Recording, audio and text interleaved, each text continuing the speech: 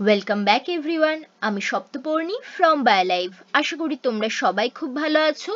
তো আজকে আমরা শুরু করছি এবিটিএ টেস্ট পেপারে 2 মার্কসের কোয়েশ্চেন অ্যান্সারের ডিসকাশন সেশন। ওকে, তো এর আগে আমাদের যে এবিটিএ টেস্ট পেপার সলভিং এর প্লে লিস্ট, সেখানে গেলে তোমরা এবিটিএ টেস্ট পেপারের পেজ নাম্বার 38 থেকে পেজ নাম্বার 595 অবধি যতগুলো লাইফ সায়েন্সের কোয়েশ্চেনের সেট রয়েছে, প্রত্যেকটার 1 মার্কসের question or very short questions তোমরা সেখানে উইথ এক্সপ্লানেশন ভিডিওতে পেয়ে যাবে, সলভ করা কোয়েশ্চেন্স। ওকে, অ্যান্সার্স গুলো পেয়ে যাবে। এবং আমি মেনলি ডিস্ট্রিক্টের যে কোয়েশ্চেন্স গুলো রয়েছে সেগুলোই সবকটা তোমাদের ধরে ধরে সলভ করিয়ে দিয়েছি। ওকে, আজকের ভিডিও থেকে আমরা শুরু করব 2 মার্কসের কোয়েশ্চেন সলভ করার সেশন।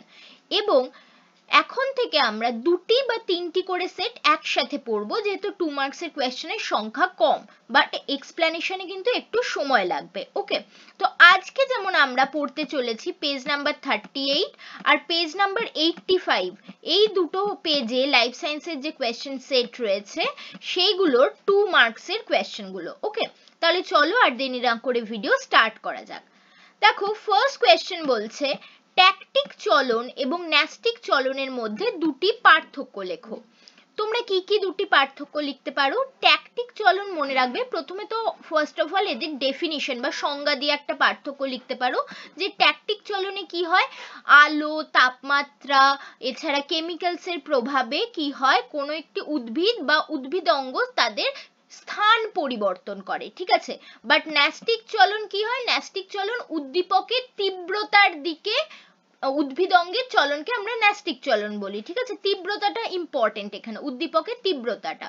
তো এটা গেল ডেফিনিশন ওয়াইজ বা সংজ্ঞা ওয়াইজ ডিফারেন্স। আর একটা তোমরা লিখতে পারো দ্বিতীয় ডিফারেন্স, যে ট্যাকটিক চলন হচ্ছে এক ধরনের সামগ্রিক আবিষ্ট চলন বা আবিষ্ট সামগ্রিক চলন, যাই বলো না কেন।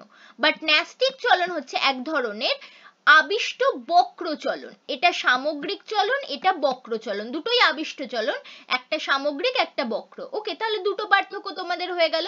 আর অ্যাডিশনালি তোমরা দুটোর এক্সাম্পল বা উদাহরণ দিয়ে দিতে পারো, তাহলে অ্যান্সারটা একেবারে ফুলফিল হয়। ওকে, চলো নেক্সট কোয়েশ্চেন যাচ্ছি। বলছে কলিং বেলের শব্দে দরজা খোলার স্নায়বিক পথটির গ্রাহক এবং স্নায়ুকেন্দ্রের অবস্থান লেখো। যখন কলিং বেল বাজছে তখন তোমার গ্রাহক কি হচ্ছে, কলিং বেলের শব্দটা তুমি শুনতে পাচ্ছ, তাহলে তোমার গ্রাহক হচ্ছে তোমার কান, ঠিক আছে। আর স্নায়ু কেন্দ্র কি, সেই শ্রবণের যে সেন্সারি যে সিগন্যাল, সেটা কোথায় গিয়ে পৌঁছাচ্ছে, আমাদের শ্রবণ কেন্দ্র মস্তিষ্কের। কোথায় আছে মস্তিষ্কের শ্রবণ কেন্দ্র, আমাদের গুরু মস্তিষ্কে। সো সেরিব্রাম হচ্ছে আমাদের এক্ষেত্রে স্নায়ু কেন্দ্র হবে। বুঝতে পেরেছো? তো কোয়েশ্চেন বুঝে নিয়ে অ্যান্সার করতে হবে। নেক্সট বলছে দেখো, অ্যাড্রিনালিন হরমোন কি কি ভাবে আমাদেরকে বিপদের হাত থেকে রক্ষা করে। যে কোনো জরুরিকালীন অবস্থায় অ্যাড্রিনালিন হরমোনের ক্ষরণের পরিমাণ বেড়ে যায় এবং এটি আমাদের দেহে কিছু চেঞ্জ ঘটিয়ে আমাদেরকে সেই পরিবর্তিত পরিস্থিতির সাথে মানিয়ে নিতে সাহায্য করে।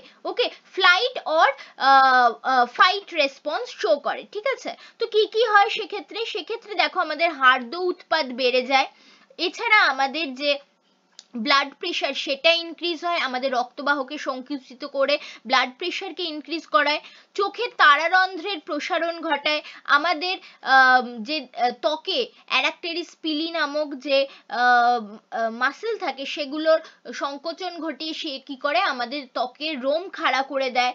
এছাড়া আর কি হয়, এছাড়া আমাদের ব্রঙ্কিওলকে বড় করে, অর্থাৎ ব্রঙ্কিওলের যে ডায়ামিটার সেটাকে বড় করে এবং শ্বাসক্রিয়াকে চেঞ্জ করে, ঠিক আছে। এগুলো করে আমাদের বিপদের হাত থেকে রক্ষা করার চেষ্টা করে থাকে। নেক্সট কোয়েশ্চেন বলছে দেখো, মানব মস্তিষ্কে পন্স ভ্যারোলি এবং হাইপোথ্যালামাসের একটি করে কাজ লেখো। পন্স এবং পন্স ভ্যারোলি একই জিনিস, ঠিক আছে। তো পন্সের কাজ কি? পন্সের মেন কাজ হচ্ছে এটা আমাদের শ্বাসক্রিয়ার হারকে নিয়ন্ত্রণ করে, প্লাস আমাদের মূত্র নিঃসরণের জন্য যে ডেট্রুসার পেশি তার সংকোচন প্রয়োজন সেটাকেও কিন্তু নিয়ন্ত্রণ করে আমাদের পন্স ভ্যারোলি। হাইপোথ্যালামাসের কাজ কি? একটি বলেছে, আমি তোমাদের দুটো বলে দেবো কাজ। হাইপোথ্যালামাসের কাজ হচ্ছে আমাদের দেহের উষ্ণতা নিয়ন্ত্রণ করা, প্লাস আমাদের মানসিক আবেগ যেমন হাসি, কান্না, দুঃখ, রাগ ইত্যাদিকেও নিয়ন্ত্রণ করা হচ্ছে হাইপোথ্যালামাসের কাজ। ওকে, চলো নেক্সট কোয়েশ্চেনে যাই। উদ্ভিদের বৃদ্ধির কয়টি দশা এবং কি কি? দেখো এইটা কিন্তু আনকমন কোয়েশ্চেন, এটা কিন্তু জেনারেলি তোমরা বইতে পাবে না। বৃদ্ধির যে পার্টটা রয়েছে সেখানে মানুষের বৃদ্ধির কথাই বলা আছে, উদ্ভিদের বৃদ্ধির কথা নিয়ে বলা নেই। তো এটা তোমরা মার্ক করে নাও বা নোট করে নাও খাতাতে। উদ্ভিদের বৃদ্ধির 3টি দশা। প্রথম দশা হচ্ছে কোষ গঠন বা ফর্মেটিভ ফেজ বলা হয় সেটাকে। দ্বিতীয় দশা হচ্ছে কোষ প্রসারণ বা ইলংগেশন ফেজ, এবং তৃতীয় এবং শেষ দশা হচ্ছে কোষের পরিণতি বা ম্যাচুরেশন ফেজ। ঠিক আছে, তো প্রথম দশা বা ফর্মেটিভ ফেজে কি হয়? কোষের ফর্মেশন হয়, কোষ গঠিত হয়, ঠিক আছে, সেল ডিভিশনের মাধ্যমে।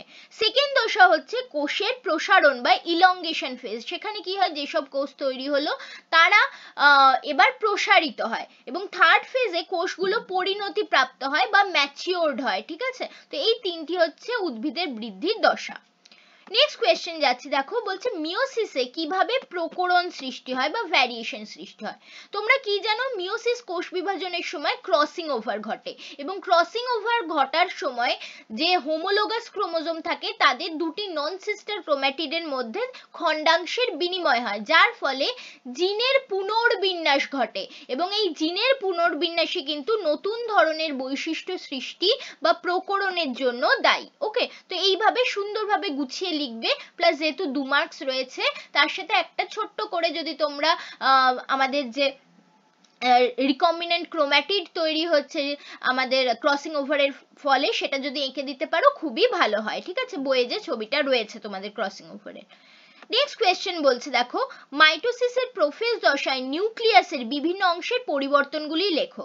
দেখো এটাকে আমরা 3-4টে পয়েন্ট করে লিখতে পারি যে মাইটোসিসের বিভিন্ন দশায়, প্রোফেজ দশায়, বিভিন্ন না, প্রোফেজ দশাতে কি হয়, মাইটোসিসের প্রোফেজ দশায় প্রথমত নিউক্লিয়াসের মধ্যে থাকা যে ক্রোম্যাটিন জালিকা তারা জল বিয়োজন করে গাঢ় বা কনডেন্স হতে শুরু করে, এবং ধীরে ধীরে তারা ক্রোমোজোমের আকার ধারণ করা শুরু করে। এই দশায়, এটি প্রথম। দ্বিতীয় পয়েন্ট হচ্ছে, এই দশায় ক্রোমোজোমের যে ক্রোম্যাটিড সেগুলি আলাদা করে দেখা যেতে থাকে, যদিও তারা একে অপরের সাথে পেঁচিয়ে থাকে বা স্পাইরালাইজড হয়ে থাকে। এই যে পেঁচিয়ে থাকা ক্রোম্যাটিডের একে অন্যের সাথে, সেটাকে আমরা বলি প্লেকটোনমিক কুণ্ডলী। এটা তো গেল ক্রোমাটিন বা ক্রোমোজোমের কথা। এরপরে যাচ্ছি নিউক্লিয়াসের ভিতরে থাকা নিউক্লিওলাস, সেটি ধীরে ধীরে ধীরে ধীরে অবলুপ্তি পেতে শুরু করে এবং প্রোফেজের লাস্টের দিকে কমপ্লিটলি অবলুপ্ত হয়ে যায়।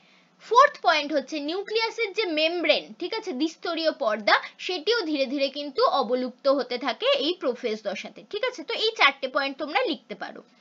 নেক্সট কোয়েশ্চেন বলছে, দেখো প্রকরণ কাকে বলে একটি উদাহরণ দাও। তো প্রকরণ কাকে বলে 1 মার্কের জন্য তোমরা কি লিখবে? উদাহরণের জন্য আর 1 মার্ক রয়েছে। প্রকরণ হচ্ছে যখন একই প্রজাতির জীবের মধ্যে ডিফারেন্ট ক্যারেক্টারিস্টিক্স তোমরা দেখতে পাচ্ছ, ঠিক আছে, ডিফারেন্ট ক্যারেক্টারিস্টিক্স দেখা যাচ্ছে, এবং সেটা কেন দেখা যাচ্ছে, সেটা কোনো জিনগত প্রভাব হতে পারে, জিনে মিউটেশনের ফলে হতে পারে, অথবা এনভায়রনমেন্টাল এফেক্টও হতে পারে। একটা তোমাদের বই সুন্দর কথা লেখা রয়েছে যে মিউটেশনের বা পরিব্যক্তির ফলে প্রকরণ তৈরি হয়। ঠিক আছে, এটা কিন্তু তোমরা এই টার্মটাও মেনশন করবে, প্লাস উদাহরণ হিসেবে তোমরা কি দেবে, উদাহরণ হিসেবে তোমরা বলতে পারো যে মানুষের কানের যে মুক্তলতিটা হচ্ছে নর্মালি প্রকট জিন থাকলে, বাট যদি পরিব্যক্তি হয় অর্থাৎ প্রচ্ছন্ন জিন প্রকাশ পায় সেক্ষেত্রে যুক্তলতি দেখা যায়। এছাড়া নর্মালি প্রকট জিন হলে আমরা রোলার জিভ দেখতে পাই মানুষের ক্ষেত্রে, বাট প্রচ্ছন্ন জিন যেটা পরিব্যক্তি এক ধরনের, সেটা হলে আমরা দেখতে পাবো হচ্ছে নন রোলার জিভ। ঠিক আছে, এগুলো উদাহরণ হিসেবে তোমরা দিতে পারো। নেক্সট কোয়েশ্চেন, ইজি কোয়েশ্চেন, ঠিক আছে, বলছে মেন্ডেলের নির্বাচিত মটর গাছে ফলের 2 জোড়া বিপরীতধর্মী বৈশিষ্ট্য লেখো। স্পেশালি মেনশন করে দিয়েছে ফল।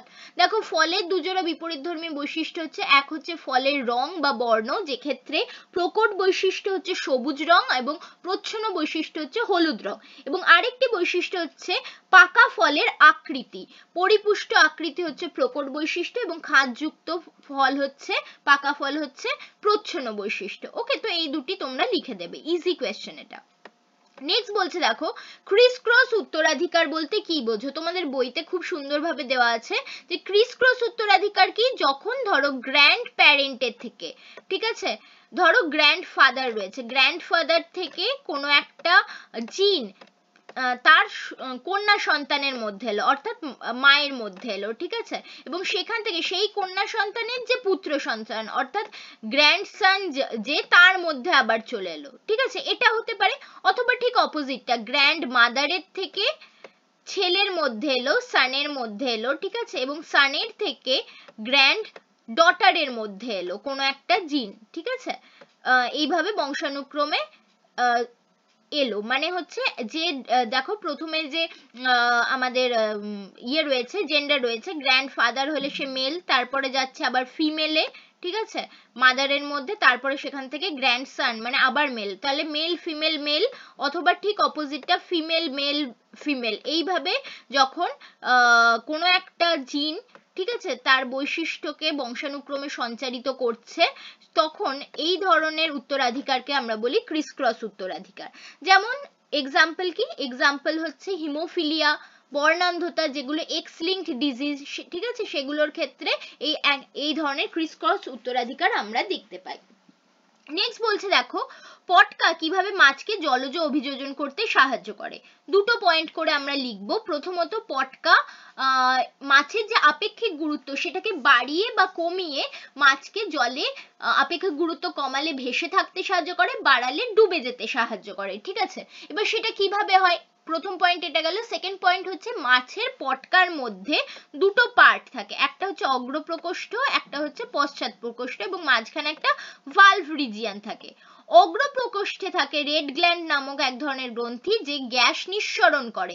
গ্যাস নিঃসরণ করলে সেই গ্যাস এই অগ্রপ্রকোষ্ঠে জমা হয় এবং তখন ভালভটি বন্ধ থাকে, ফলে কি হয়, মাছের আপেক্ষিক গুরুত্ব কমে এবং মাছ উপরের দিকে ভেসে ওঠে, ঠিক আছে। তারপরে এই ভালভ খুলে গেলে এখান থেকে গ্যাস পশ্চাৎ প্রকোষ্ঠে যায়, এবং পশ্চাৎ প্রকোষ্ঠে রেটিয়া মিরাবিলিয়া নামক এক ধরনের রক্তজালক থাকে, যা এই গ্যাসকে শোষণ করে নেয়, ফলে পটকা চুপসে যায়। পটকা চুপসে গেলে আপেক্ষিক গুরুত্ব বেড়ে যায় এবং ধীরে ধীরে মাছ আবার জলের মধ্যে কিন্তু ডুবে যায়, ঠিক আছে। তো এইভাবে কিন্তু পটকা মাছকে জলজ অভিযোজনে সাহায্য করে। নেক্সট বলছে দেখো সমসংস্থ অঙ্গ এবং সমবৃত্তীয় অঙ্গ কোন কোন বিবর্তনকে সমর্থন করে। দেখো সমসংস্থ অঙ্গ মানে যেসব অঙ্গের উৎপত্তি একই জায়গা থেকে হয়েছে বা গঠনগতভাবেও তারা একই রকমের, কিন্তু বিবর্তনের বিভিন্ন ধারার মধ্যে যেতে যেতে ধীরে ধীরে তাদের কার্যগতভাবে তারা আলাদা হয়ে গেছে, ঠিক আছে। তো এই ধরনের যে বিবর্তন সেটা হচ্ছে অপসারী বিবর্তন, অর্থাৎ একই পয়েন্ট থেকে শুরু করেছিল বাট কাজ ডিফারেন্ট হয়ে যাওয়ায় আলাদা দিকে চলে গেছে, ঠিক আছে। যেমন উদাহরণ হিসেবে আমরা বলতে পারি মানুষের হাত এবং তিমির ফ্লিপার, দুটির গঠন একই ধরনের বোনস নিয়ে তৈরি, উৎপত্তি দুজনাই ম্যামলস, উৎপত্তিগতভাবেও একই বাট কার্যগতভাবে কমপ্লিটলি ডিফারেন্ট। তিমির ফ্লিপারের কাজ সাঁতার কাটা, বাট মানুষের হাতের কাজ অন্য। সেম ভাবে সমবৃত্তীয় অঙ্গ অন্যদিকে দেখো, সমবৃত্তি নাম থেকেই বুঝতে পারছো, বৃত্তি মানে কাজ, অর্থাৎ যেসব অঙ্গ কাজ একই ধরনের করে বাট তাদের যে উৎপত্তি বা গঠনগত কোনো মিল নেই, তাদেরকে আমরা সমবৃত্তি অঙ্গ বলি। অর্থাৎ এরা উৎপত্তিগতভাবে ডিফারেন্ট পয়েন্ট থেকে উৎপত্তি হচ্ছে, ঠিক আছে, বাট কাজ একই রকম হওয়ায় একই জায়গায় গিয়ে যেন মিলিত হচ্ছে। তো এই ধরনের যে বিবর্তন সেটাকে আমরা বলি অভিসারী বিবর্তন বা কনভার্জেন্ট ইভলিউশন, ঠিক আছে। তো এটি অভিসারী বিবর্তনকে সূচিত করে। নেক্সট কোয়েশ্চেন বলছে দেখো কোয়াসার্ভেট কি। কোয়াসার্ভেট হলো আমাদের যে হট ডাইলিউট স্যুপ ওপারিনের মতবাদ, সেখানে দেখা গেছিল প্রোটিনরা মেনলি প্রোটিনরা একই জায়গায় জড়ো হয়ে কোলয়েড জাতীয় এক ধরনের গঠন তৈরি করছে, যার মধ্যে শুধু প্রোটিন নয় লিপিডও রয়েছে, কার্বোহাইড্রেটও রয়েছে এবং দ্বিস্তরীয় মেমব্রেন দিয়ে ঢাকা, যার থেকে আদি কোষ উৎপত্তি হয়েছে বলে ধরে নেওয়া হয়। সেই ধরনের গঠনকে বলা হয় কোয়াসার্ভেট। বোঝা গেছে? নেক্সট কোয়েশ্চেন যাচ্ছে দেখো পপুলেশন কাকে বলে, এর দুটি বৈশিষ্ট্য লেখো। পপুলেশন হচ্ছে কোনো একটি ভৌগোলিক অঞ্চলে যখন একই প্রজাতির জীবগোষ্ঠী একসাথে থাকে তাদেরকে আমরা পপুলেশন বলি। তার মানে পপুলেশন হচ্ছে সেম স্পিসিস বা সেম প্রজাতির জীবগোষ্ঠীকে একসাথে পপুলেশন বলা হয়। পপুলেশনের দুটি বৈশিষ্ট্য কি, খুব ইজি, মর্টালিটি ন্যাটালিটি, ঠিক আছে। ন্যাটালিটি মানে হচ্ছে জন্মের হার, মর্টালিটি মানে মৃত্যুর হার, ঠিক আছে, বা সেক্স রেশিও, এগুলি হচ্ছে বিভিন্ন বৈশিষ্ট্য পপুলেশনের। নেক্সট কোয়েশ্চেন বলছে দেখো, বিশ্ব উষ্ণায়নের সঙ্গে ক্রমবর্ধমান জনসংখ্যার সম্পর্ক কিরূপ ব্যাখ্যা করো। দেখো খুব সুন্দর কোয়েশ্চেন করেছে এটা। দুটি পয়েন্টে 2 মার্কস আছে, দুটি পয়েন্ট করে তোমরা সুন্দরভাবে লিখবে, এটা মার্ক করে নাও বা লিখে নাও খাতায় কোথাও একটা, যে দেখো যত জনসংখ্যা পৃথিবীতে বাড়ছে তত তারা বেশি পরিমাণে কি করছে, ফসিল ফুয়েল ইউজ করছে, এবং ফসিল ফুয়েল ইউজ করার ফলে পৃথিবীতে গ্রিন হাউস গ্যাসের পরিমাণ বাড়ছে, যা আলটিমেটলি গিয়ে পৃথিবীর যে উষ্ণতা সেটাকে বাড়িয়ে তুলছে। দেখা যাচ্ছে এটা গেল তোমার গ্রিন হাউস মানে জনসংখ্যার সাথে বিশ্ব উষ্ণায়নের ডিরেক্ট সম্পর্ক। এবার একটু আমরা স্ট্যাটিস্টিক্স দেব। বলা হচ্ছে যে 1850 থেকে 1900 খ্রিস্টাব্দের মধ্যে পৃথিবীর গড় উষ্ণতা মাত্র 0.5 ডিগ্রি সেলসিয়াস বেড়েছিল, বাট 1900 সাল থেকে 2000 সালের মধ্যে গড় উষ্ণতা বাড়ে 1 ডিগ্রি সেলসিয়াস। এবং তোমরা কি জানো যে এটা প্যারিস সম্মেলন, যেটা COP28 2015 প্যারিস সম্মেলন হয়েছিল, সেখানে একটা এজেন্ডা নেওয়া হয়েছিল যে কোনোভাবেই পৃথিবীর উষ্ণতা এই শতাব্দীতে 1.5 ডিগ্রি সেলসিয়াসের বেশি বাড়তে দেওয়া যাবে না। বাট 2023-এই দেখা গেছে, 2023-এ অলরেডি 80 দিন এমন হয়েছে যেখানে পৃথিবীর উষ্ণতা 1.5 ডিগ্রি সেলসিয়াসের বেশি বেড়ে গেছে।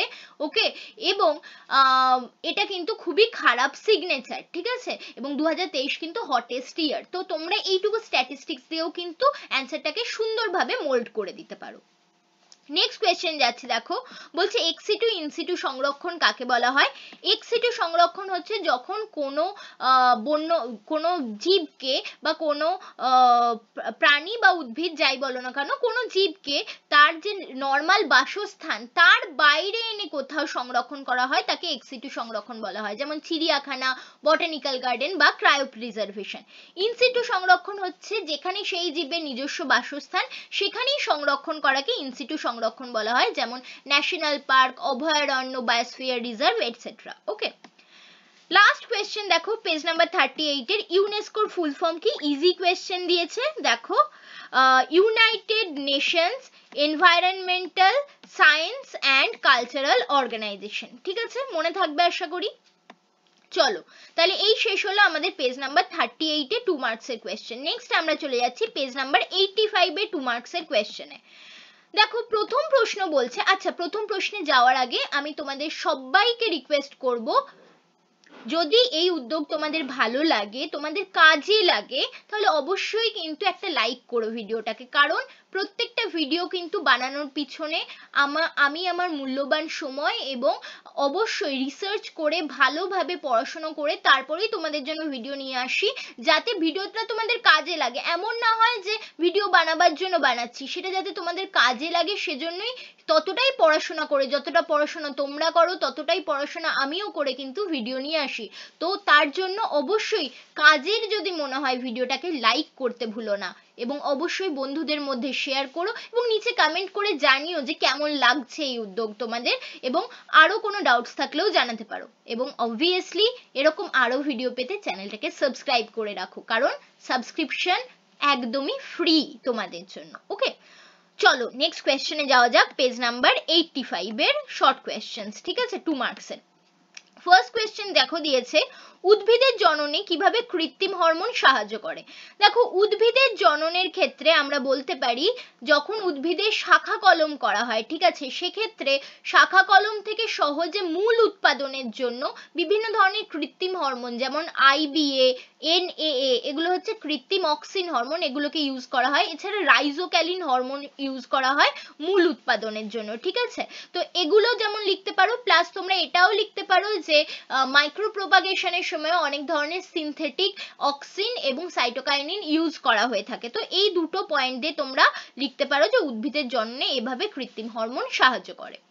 নেক্সট কোয়েশ্চেন বলছে দেখো, আপৎকালীন হরমোন হিসেবে অ্যাড্রেনালিনের দুটি কাজ উল্লেখ করো। অলরেডি আমি আগের সেটের কোয়েশ্চেনে এটা আলোচনা করেছি, so I am not repeating it again. Okay, next question বলছে ট্রপিক চলন নিয়ন্ত্রণে অক্সিন হরমোনের ভূমিকা কি। দেখো বইয়ে খুব সুন্দরভাবেই তোমাদের দেওয়া আছে। ধরো এই হচ্ছে একটি গাছ, ঠিক আছে, যার উপরের দিকটা হচ্ছে বিটপ অংশ, নিচের দিকটা মূল অংশ। মনে রাখবে বিটপের ক্ষেত্রে বিটপ কিন্তু অধিক ঘনত্বের অক্সিনে সংবেদনশীল, whereas মূল কিন্তু কম ঘনত্বের অক্সিনে সংবেদনশীল। দেখা যায় বিটপের ক্ষেত্রে যে দিকটায় তোমার গ্রোথের দিক হচ্ছে এই দিকটা, ঠিক আছে, তার অপোজিট দিকে অক্সিন হরমোনের ঘনত্ব বাড়তে থাকে এবং যার ফলে আমরা জানি অক্সিন অগ্রস্থ প্রকটতা দেখায়, ফলে এই দিকে সেল ডিভিশন বেশি বাড়ে এই দিকটাতে এবং আমরা দেখতে পাই বিটপটা কিন্তু আলোর উৎসের দিকে বেঁকে যাচ্ছে, ঠিক আছে। তো তার মানে এটা পজিটিভ ফটোট্রপিক চলন দেখাচ্ছে। সেম ভাবে কি হচ্ছে অপোজিট দিকে মূলের ক্ষেত্রে, আমি বললাম মূলের ক্ষেত্রে অক্সিন লঘু ঘনত্বে সংবেদনশীল। মূলের যেদিকে আলো মানে মূলের সামনের দিকটা, ঠিক আছে, এই দিকটাতে অক্সিন কম মাত্রায় থাকে এবং এখানে কোষ বিভাজন হতে থাকে এবং মূল কিন্তু এদিকে নিচের দিকে বাড়তে থাকে। সো পজিটিভ জিওট্রপিক চলন এইভাবেও শো করে। তো এভাবেই অক্সিন হরমোন কিন্তু ফটোট্রপিক এবং জিওট্রপিক চলনকে নিয়ন্ত্রণ করে থাকে, ঠিক আছে। নেক্সট কোয়েশ্চেন, ইজি কোয়েশ্চেন দিয়েছে, দেখো বলছে নিম্নলিখিত বৈশিষ্ট্যের ভিত্তিতে ডিএনএ এবং আরএনএ এর পার্থক্য লেখো। পিরিমিডিন ক্ষারক, দেখো ডিএনএ তে থাইমিন থাকে, সে জায়গায় আরএনএ তে ইউরাসিল থাকে, ঠিক আছে, এটাই আলাদা, আর বাকি যে অ্যাডেনিন, সাইটোসিন, গুয়ানিন এগুলো তো দুটোতেই কমন থাকে। নেক্সট বলছে 5 কার্বন যুক্ত শর্করা, ডিএনএ এর ক্ষেত্রে যে শর্করা তাকে আমরা ডিঅক্সিরাইবোজ শর্করা বলি, আরএনএ এর ক্ষেত্রে রাইবোজ শর্করা বলি। কেন বলা হয়? কারণ ডিএনএ এর ক্ষেত্রে যে শর্করা পেন্টোজ শর্করা, তার যে 2 নম্বর কার্বন, এইটি হচ্ছে 2 নম্বর কার্বন, এখানে আমরা শুধুমাত্র হাইড্রোজেন গ্রুপ দেখতে পাই, ঠিক আছে, এই জন্য এটাকে ডিঅক্সিরাইবোজ বলা হয়। বাট আরএনএ এর ক্ষেত্রে এই হাইড্রোজেনের সাথে একটি অক্সিজেনও যুক্ত থাকে, অর্থাৎ ওএইচ গ্রুপ, হাইড্রক্সিল গ্রুপ দেখা যায় 2 নম্বর কার্বনে, তাই এটিকে রাইবোজ শর্করা বলা হয়, ঠিক আছে। তো এই হচ্ছে বেসিক ডিফারেন্স। নেক্সট কোয়েশ্চনে যাচ্ছি, দেখো বলছে হাইপেরোপিয়া সমস্যাটি কেন হয় এবং কিভাবে তা কাটিয়ে ওঠা সম্ভব। হাইপারোপিয়া মানে হচ্ছে যেখানে আমরা দূরের জিনিসকে ঠিকভাবে দেখতে পেলেও কাছের জিনিস ভালো দেখতে পাই না, এবং এটি কখন হয়? যখন আমাদের চোখের যে আমাদের অক্ষিগোলকের ব্যাস কমে যায়, তখন কি হয়, যে প্রতিবিম্ব সেটা রেটিনার উপরে গঠিত না হয়ে রেটিনার পিছনে গঠিত হয় এবং আমরা কাছের জিনিসকে ঝাপসা দেখি, ঠিক আছে, এটাই হচ্ছে হাইপেরোপিয়া। এবং এটিকে কাটিয়ে ওঠার জন্য উত্তল লেন্স ইউজ করতে হয়। উত্তল লেন্স ইউজ করলে যে প্রতিবিম্ব সেটা রেটিনার পিছনে নয়, রেটিনার উপরেই কিন্তু গঠিত হবে। ওকে, নেক্সট কোয়েশ্চেন যাচ্ছি, দেখো জীবের প্রকরণ সৃষ্টিতে মিওসিসের গুরুত্ব লেখো। অলরেডি আগের সেটে কোয়েশ্চেনটা রিপিট হয়েছে, সো আমি আর রিপিট করছি না এটাকে। নেক্সট বলছে ইতর পরাগযোগ স্বপরাগযোগ অপেক্ষা উন্নত কেন? কারণ দেখো খুবই ইজি, ইতর পরাগযোগের ক্ষেত্রে কি হয়, নতুন বৈশিষ্ট্যের আবির্ভাব ঘটে, ঠিক আছে, প্রকরণ হয়, সিম্পল ব্যাপার। ইতর পরাগযোগে যেহেতু ডিফারেন্ট গাছের মধ্যে মানে একই স্পিসিসেরই ডিফারেন্ট গাছের মধ্যে পরাগযোগ ঘটছে, ডিফারেন্ট ফুলের মধ্যে পরাগযোগ ঘটছে, সো সেক্ষেত্রে কি হবে, নতুন বৈশিষ্ট্যের সঞ্চরণ ঘটবে এবং নতুন বৈশিষ্ট্যের সঞ্চরণ ঘটলে কি হবে, সেগুলো রোগ প্রতিরোধ ক্ষমতাকে বাড়িয়ে দেবে নতুন গাছের এবং সে আরো বেশি সবল হবে। প্লাস প্লাস প্লাস, এটা একটা পয়েন্ট। সেকেন্ড পয়েন্ট হচ্ছে জার্মিনেশনের রেট বাড়াবে, ফল বীজ আরো উন্নত প্রকৃতির তৈরি হবে। তো এগুলোর জন্য ইতর পরাগযোগ কিন্তু অনেক বেশি উন্নত দেন স্বপরাগযোগ। নেক্সট বলছে অসম্পূর্ণ প্রকটতার ক্ষেত্রে এক সংকর জননের F2 জনুতে ফিনোটাইপ এবং জিনোটাইপের অনুপাত কি হবে? দুটো অনুপাতই সমান হবে, যেটা হবে 1:2, 2:1।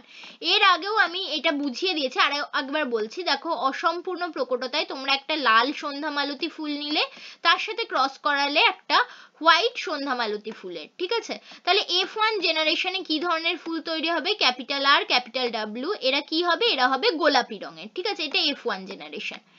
এরপরে এই F1 জেনারেশনের দুটো গোলাপি গাছ, ঠিক আছে, গোলাপি ফুলওয়ালা গাছ, অর্থাৎ দুটোই ক্যাপিটাল আর ক্যাপিটাল ডাব্লিউ, এই ধরনের গাছে যখন আমরা ক্রস করাবো তখন আমরা F2 জেনারেশনে কি কি উদ্ভিদ পাবো? দেখো ক্যাপিটাল আর পাবো, ক্যাপিটাল আর ক্যাপিটাল ডাব্লিউ পাবো, আরেকটি ক্যাপিটাল আর ক্যাপিটাল ডাব্লিউ পাবো এবং আরেকটি পাবো ক্যাপিটাল ডাব্লিউ ক্যাপিটাল ডাব্লিউ। তাহলে দেখো ক্যাপিটাল আর অর্থাৎ লাল ফুলের গাছ পাচ্ছি একটি, ক্যাপিটাল আর ক্যাপিটাল ডাব্লিউ পাচ্ছি দুটি, অর্থাৎ গোলাপি ফুলের গাছ দুটি, এবং ক্যাপিটাল ডাব্লিউ অর্থাৎ সাদা ফুলের গাছ পাচ্ছি একটি। তাহলে ফিনোটাইপিক অনুপাত হলো 1:2:1 প্লাস জিনোটাইপিক অনুপাত হলো 1:2:1। ওকে, সো দুটোই কিন্তু সেম হবে F2 জেনারেশনে।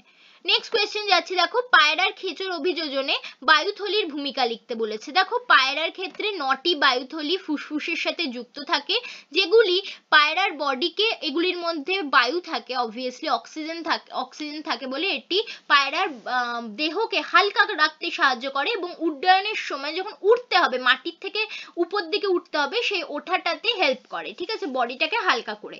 এবং সেকেন্ডলি হচ্ছে এই যে অক্সিজেন রয়েছে সেটা কিন্তু ওড়ার সময়ে এনার্জি প্রোভাইড করে, যার ফলে পায়রা কিন্তু সহজে হাঁপিয়ে যায় না। তো এই দুটি পয়েন্ট লিখে দেবে 2 নম্বরের জন্য। নেক্সট কোয়েশ্চেন বলছে, দেখো সংকরায়ন পরীক্ষায় কিভাবে প্রকট গুণ প্রকাশিত হয় তা উদাহরণের সাহায্যে লেখো। দেখো মেন্ডেলের যে প্রথম এক সংকর জননের যে পরীক্ষাটা, সেখান থেকে আমরা দুটো সূত্র পাই, এক হচ্ছে প্রকটতার সূত্র এবং আরেকটি হচ্ছে আমাদের পৃথকীভবনের সূত্র। এখানে তোমাদের প্রকটতার সূত্রের উপরে ফোকাস করতে হবে, বা ল অফ ডমিনেন্সে। সেখানে কি বলা হচ্ছে, যখন দুটি বিশুদ্ধ বৈশিষ্ট্য সম্পন্ন, অর্থাৎ ক্যাপিটাল টি এর সাথে স্মল টি অর্থাৎ বিশুদ্ধ লম্বা এবং বিশুদ্ধ খর্বের মধ্যে যখন সংকরায়ন ঘটানো হয়, তখন প্রথম জনুতে অর্থাৎ F1 জনুতে, প্রথম অপত্য জনুতে তো কি তৈরি হয়, ক্যাপিটাল টি স্মল টি, ঠিক আছে, একটি হেটেরোজাইগাস উদ্ভিদ তৈরি হয়। বাট এক্ষেত্রে কিন্তু ক্যাপিটাল টি এর বৈশিষ্ট্যটাই প্রকাশ পায়, অর্থাৎ প্রকট বৈশিষ্ট্যটি প্রকাশ পায়, এবং এরা হয় হচ্ছে ফিনোটিপিক্যালি লম্বা হয়। জিনোটিপিক্যালি যদিও এরা হচ্ছে হেটেরোজাইগোট, বাট ফিনোটিপিক্যালি কিন্তু এরা লম্বা মটর গাছই হয়, ঠিক আছে। তো এটাই হচ্ছে ল অফ ডমিনেন্স, যে এক সংকর জননের ক্ষেত্রে দেখা যাচ্ছে যে দুটি বিশুদ্ধ বৈশিষ্ট্য সম্পন্ন বিপরীত ধর্মী বৈশিষ্ট্য সম্পন্ন উদ্ভিদের মধ্যে যখন ক্রস করানো হচ্ছে, তখন প্রথম জেনারেশনে কিন্তু প্রকট বৈশিষ্ট্যেরই উদ্ভব ঘটছে, ঠিক আছে। তো এটাই তোমরা কিন্তু লিখে দেবে সুন্দরভাবে, একটি ক্রসটাকে ভালোভাবে চেকার বোর্ডের সাহায্যে দেখাবে। আমি যেভাবে দেখালাম এভাবে নয়, সুন্দরভাবে পানেট স্কোয়ার করে চেকার বোর্ড করে দেখাবে প্রত্যেকটা ক্রসই। ওকে, নেক্সট যাচ্ছি, দেখো জীবনের রাসায়নিক উৎপত্তি সংক্রান্ত মিলার এবং ইউরের পরীক্ষায় ব্যবহৃত বিক্রিয়কগুলি কি কি। বিক্রিয়ক কি কি ছিল, বিক্রিয়ক ছিল হচ্ছে মিথেন, অ্যামোনিয়া, হাইড্রোজেন 2:2:1 অনুপাতে, এবং উৎপন্ন একটি জৈব যৌগের নাম বলেছে, যে কোনো একটির নাম বলেছে, যা কিছু বলতে পারো তোমরা, ফর্মিক অ্যাসিড বলতে পারো, এছাড়া তোমরা লাইসিনের নাম বলতে পারো, ঠিক আছে, গ্লাইসিনের নাম বলতে পারো, ইউরিয়ার নাম বলতে পারো, অ্যালানিনের নাম বলতে পারো, ফর্মিক অ্যাসিডের নাম বলতে পারো, যে কোনো একটা মেনশন করলেই হবে। নেক্সট বলছে, দেখো সমস্যার সমাধানে শিম্পাঞ্জির দুটি আচরণগত অভিযোজন লেখো। বইয়ে তোমাদের 3টি অভিযোজন আছে, তার মধ্যে যে কোনো দুটি লিখতে পারো। এক হচ্ছে এরা ফিশিং টুল ইউজ করে। ফিশিং টুল মানে কি, যে কোনো উইয়ের ঢিবির থেকে উইকে ওরা খেতে চাইছে, তখন ওরা কি করবে, একটা গাছের ডালকে, সরু লম্বা ডালকে ভেঙে সেই উই ঢিবির মধ্যে ঢুকিয়ে দেবে, যেন মাছে ছিপ দিয়ে যেমন মাছ ধরা হয়, তেমনি ওই গাছের ডাল দিয়ে ওরা যেন উই ধরবে, ঠিক আছে। সো ওই ডালের গায়ে উইগুলো লেগে আসবে এবং তখন তারা উইটা খেতে থাকবে। সেম ভাবে ওরা এটা দিয়ে মৌমাছির চাক থেকে মধু সংগ্রহ করে থাকে, ঠিক আছে। সেকেন্ড হচ্ছে ওরা অনেক সময় পাথর বা শক্ত কাঠকে হাতুড়ি নেহাইয়ের মতো ইউজ করে সেই দিয়ে শক্ত বাদামের খোসাকে ভাঙার চেষ্টা করে, ঠিক আছে। তো এগুলো তোমরা লিখতে পারো। ওকে, এছাড়া আরো একটা খুব সুন্দর উদাহরণ রয়েছে, যে যখন ওদেরকে কোনো প্যারাসাইট আক্রমণ করে, তখন ওরা অ্যাসপিলিয়া রুডিস নামক এক ধরনের উদ্ভিদ রয়েছে, যেটাকে ওরা খায়, যার ফলে ওরা প্যারাসাইট ইনফেস্টেশন থেকে নিজেদেরকে বাঁচতে পারে। তো এগুলো হচ্ছে ওদের আচরণগত অভিযোজন নানা রকমের। নেক্সট বলছে, জীবজ নাইট্রোজেন আবদ্ধকরণ প্রক্রিয়ায় অংশগ্রহণকারী দুটি জীবাণুর নাম লেখো, ঠিক আছে। তো বায়োলজিক্যাল নাইট্রোজেন ফিক্সেশনে দুটি জীবাণুর নাম হচ্ছে ক্লস্ট্রিডিয়াম এবং অ্যাজোটোব্যাক্টার। ওকে, নেক্সট কোয়েশ্চেন যাচ্ছি, দেখো পৃথিবীর উষ্ণায়নের ফলে জীব বৈচিত্র্যের যে ক্ষতি হচ্ছে তার 4টি কারণ লেখো, 4টি উদাহরণ দাও, ঠিক আছে। 4টি উদাহরণ তোমরা কি দেবে, চারখানা দিতে বলেছে, তো ভয় পাওয়ার কিছু নেই। কি হচ্ছে, বিশ্ব উষ্ণায়নের ফলে অনেক কিছুই হচ্ছে।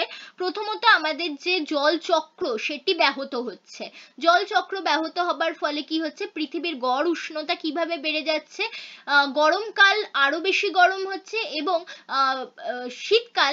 শীতকাল বলছি সরি তোমাদের, বর্ষাকালে আরো বেশি বৃষ্টি হচ্ছে, কারণ পৃথিবী অত্যন্ত উষ্ণ হয়ে যাওয়ায় প্রচুর পরিমাণে জল কিন্তু বাষ্পীভূত হয়ে যাচ্ছে, যার ফলে গরমকালে মাটি শুকিয়ে যাচ্ছে এবং এই জলই যখন বর্ষাকালে বৃষ্টি হয়ে নেমে আসছে তখন বন্যার সৃষ্টি হচ্ছে। তো দুটো তোমরা উদাহরণ দিলে। থার্ড উদাহরণ তোমরা দিতে পারো, এই বিশ্ব উষ্ণায়নের ফলে মেরু মেরু দেশের যে বরফ রয়েছে সেগুলি গলে যাচ্ছে এবং আলটিমেটলি সমুদ্রের জলতল বেড়ে উঠছে এবং সমুদ্র উপকূলবর্তী যেই সমস্ত অঞ্চল রয়েছে সেগুলি সমুদ্রের জলে কিন্তু ডুবে যাচ্ছে। ঠিক আছে, তিনটে হয়ে গেল। আর চার হচ্ছে অবশ্যই বিশ্ব উষ্ণায়নের ফলে অনেক প্রাণী কিন্তু বিলুপ্ত হয়ে যাচ্ছে, এত উষ্ণতাকে সহ্য করতে পারছে না। তো এই চারটি উদাহরণ তোমরা দিতে পারো। নেক্সট বলেছে দেখো, চোরা শিকার ভারতের প্রাণী বৈচিত্র্যের বিপন্নতার একটি প্রধান কারণ। যে যে কারণে এই চোরা শিকার ঘটে তার চারটি কারণ নির্ধারণ করো। দেখো, প্রথম কথা হচ্ছে চোরা শিকার কেন ঘটে। চোরা শিকারের প্রথম রিজন হচ্ছে এর একটা বিশাল বড় এক্সপোর্ট মার্কেট রয়েছে। ঠিক আছে, বাইরের দেশে প্রচুর প্রচুর টাকার বিনিময়ে কিন্তু আমাদের দেশের বিভিন্ন প্রাণীর কি বলবো তোমার ফার বা লোম বা তোমার ছাল, বডির ছাল বা বিভিন্ন ধরনের উদ্ভিদ, ঠিক আছে, তারপরে আমাদের হাতির দাঁত, ঠিক আছে, এই সমস্ত বাঘের ছাল ইত্যাদি ইত্যাদি কিন্তু প্রচুর দামে বিক্রি হয় বাইরের দেশে। তো এই এক্সপোর্ট মার্কেট, যেটা হাই ভ্যালু এক্সপোর্ট মার্কেট, সেটা চোরা শিকারের প্রধান কারণ। সেকেন্ড কারণ হচ্ছে যে অনেক সময় কি দেখা যাচ্ছে যে অনেক যারা এলিট পার্সন, অর্থাৎ যাদের প্রচুর টাকা পয়সা রয়েছে, যারা প্রচুর বড় লোক, তারা কিন্তু এই ধরনের মানে তাদের একটা এস্থেটিক সেন্স যেন এরকম কাজ করছে যে এই বন্য পশু প্রাণী বা বন্য উদ্ভিদের থেকে প্রাপ্ত জিনিসপত্র দিয়ে আমি ঘর সাজাবো। ঠিক আছে, তো এই সমস্ত তাদের এই শখের, উদ্ভট শখের পিছনেও কিন্তু তোমরা জানো যে আগেকার দিনে কি হতো, সবাই বাঘকে শিকার করতো, করে তার যে মাথা, তার যে ছাল, সেগুলোকে বাড়িতে সাজিয়ে রাখতো জমিদারেরা। ঠিক আছে, তো এটাও কিন্তু চোরা শিকারের একটা কারণ।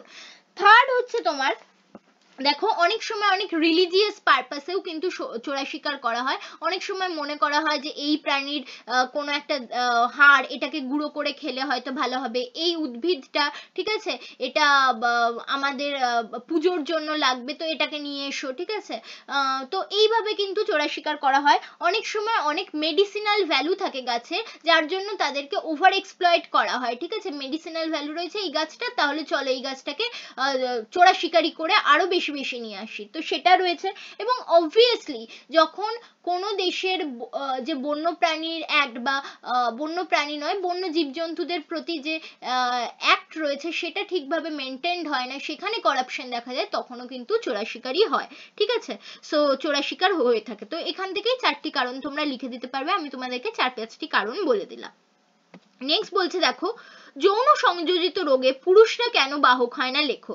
দেখো, যৌন সংযোজিত রোগে পুরুষরা কেন বাহক হয় না, কারণ দেখো পুরুষদের থাকে এক্স এবং ওয়াই দুটি ক্রোমোজোম। ঠিক আছে, এবার যেগুলো এক্স লিঙ্কড ডিজিজ, সেগুলোর ক্ষেত্রে পুরুষের ক্ষেত্রে একটি এক্স ক্রোমোজোম, সো সেটিই যদি আমাদের ডিফেক্টেড হয় তাহলেই পুরুষের কিন্তু রোগ হয়। ঠিক আছে, যখন বাহক কখন হবে, যখন উভয় ক্রোমোজোমই এক্স ক্রোমোজোম হবে, তখন না হয় একটা এক্স ক্রোমোজোম অ্যাফেক্টেড হলে আমরা বলি বাহক হয়েছে, দুটি এক্স ক্রোমোজোম অ্যাফেক্টেড হলে আমরা বলি সে রোগাক্রান্ত হয়েছে, মেয়েদের ক্ষেত্রে যেটা হয়। বাট পুরুষের ক্ষেত্রে তো এক্স ক্রোমোজোমই একটা, সেক্ষেত্রে তার সেই একটা এক্স ক্রোমোজোমে যদি অ্যাটাকড হয়ে যায়, অ্যাফেক্টেড হয়ে যায়, তাহলে সে রোগাক্রান্ত হয়ে যাবে, তার বাহক হওয়ার কোনো চান্স থাকছে না। ঠিক আছে, লাস্ট কোয়েশ্চেন বলছে দেখো, শব্দ দূষণ মানব শরীরে ও মানব শরীরের কান এবং হৃৎপিণ্ডের উপরে কি কি ক্ষতিকারক প্রভাব ফেলে।